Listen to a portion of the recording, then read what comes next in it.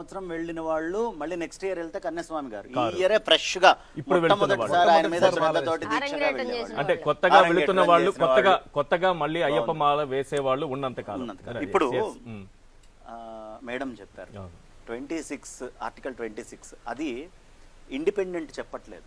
మట్స్ temples ఒక institutional ఒక ఆచార సంప్రదాయాలను చెప్పేటటువంటి ఆర్టికల్ అది. సో అది ఇండిపెండెంట్ కాదు. ఫస్ట్ నెక్స్ట్ భారతదేశంలో దేవుడి పంటలే కాదు అంతా పబ్లిక్ చేసేవే అనేటటువంటి మాట చెప్పారు. కాదు, నాకు ఇప్పుడు భగవంతుడి మీద భక్తి ఉంది. నేను ఒక విశ్వాసంతో ఒక ఏరియాలో విల్ డీడ్ రాసి ఇస్తే ఆ ప్రాపర్టీ దానికి చెందిందే అవుతుంది, కానీ లేదు కుదరదు అంటానికి వీలు లేదు. ఖచ్చితంగా భగవంతుడికి మనిషే సంపాదించింది భగవంతుడికి ఇచ్చాడండి. ఇచ్చినప్పుడు అతని యొక్క మోటో ఏదో అది నెరవేర్చడం గవర్నమెంట్ యొక్క బాధ్యత. ఎండోమెంట్స్ భూములకి ఎవ్వరూ హక్కుదారు కాదు, కేవలం కాపలాదారులు మాత్రమే భూములకి.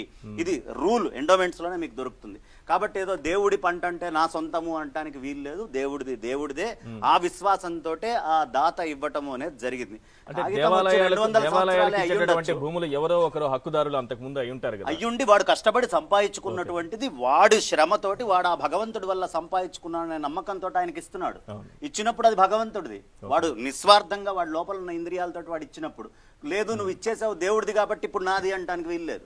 ఆయన ప్రాపర్టీ ఆయనదే. మేము ఒక లోపల ఉన్నటువంటి మూర్తిని ఒక రూపంగా ఆయన మమ్మల్ని అనుగ్రహించేవాడిగా ఒక స్వరూపంగా నిరాకార నిర్గుణమే కాదు సాకార సగుణంగా కూడా ఆయన్ని మేము చూస్తాము. కాబట్టి మాకు అక్కడ ప్రాపర్టీ ఆయనకు చెందిందే, దాన్ని మార్చడానికి లేదు. వినండి, అలా అయితే ఇప్పుడున్న ఒక్క ఇంచు కూడా మిగలకుండా రాజకీయ నాయకులు తీసుకుంటున్నారు.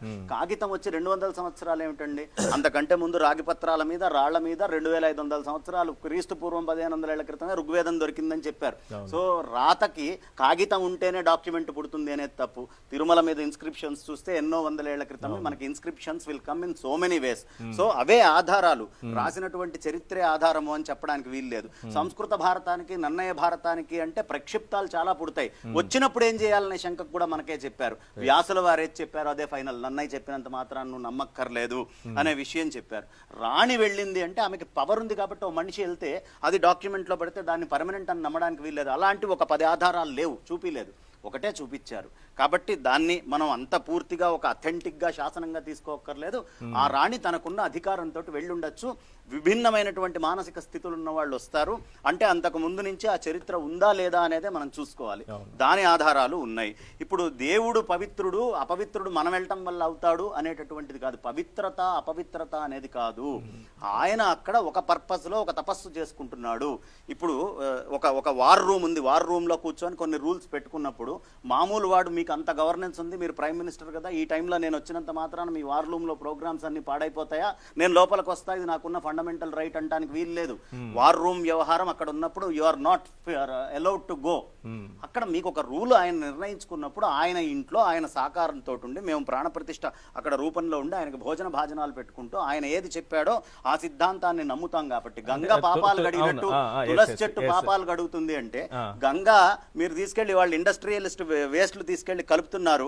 ఆమె పవిత్రత చేయగలిగినా చేయలేనంత దుస్థితిలో పెట్టేటటువంటి మహత్తు గొప్పతనం ఉన్నటువంటి మలినమైన ఆలోచనలు మనకు ఉన్నాయి. కాబట్టి అలా మలినం చేయటం అనేది పెద్ద విషయం ఏం కాదు. తర్వాత మీరు అడిగినటువంటిది ఆంజనేయ స్వామికి లేదా కేవలం ఈయనకే ఉందా అంటే ఆంజనేయ స్వామి ఎక్కడా నా గుడికి మీరు రావద్దని కానీ నాకు ఇలాంటి కండిషన్ ఉందని కానీ చెప్పలా. ఆయన సుందరాకాండలో సీతమ్మని తల్లిగా చూశాడు, మిగతా రాక్షస స్త్రీలందరినీ కూడా చూశాడు.